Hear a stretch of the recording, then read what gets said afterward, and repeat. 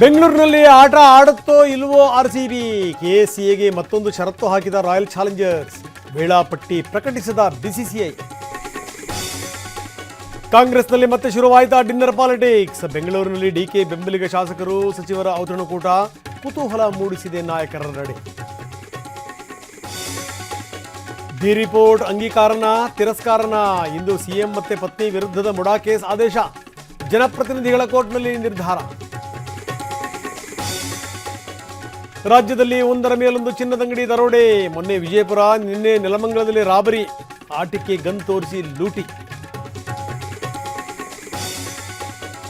ಎಷ್ಟು ಹುಡುಕಿದ್ರೂ ಸಿಗ್ತಾ ಇಲ್ಲ 400 ಕೋಟಿ ಕಂಟೈನರ್. ಐ ವಿಟ್ನೆಸ್ ಹುಡುಕಲು ಖಾಕಿ ಹರಸಾಹಸ. ಕಿಶೋರ್ ಬಗ್ಗೆ ಸಾಕ್ಷಿ ಸಂಗ್ರಹಿಸುತ್ತಿರುವ ಎಸ್ಐಟಿ. ಧಮಕಿ ಹಾಕಿದ್ದ ಕೈ ಮುಖಂಡನಿಗೆ ಖಾಕಿ ಗ್ರಿಲ್. ಗೆಸ್ಟ್ ಹೌಸ್ನಲ್ಲಿ ಹಿರಿಯ ಅಧಿಕಾರಿಗಳು ಮೊಕಾಂ.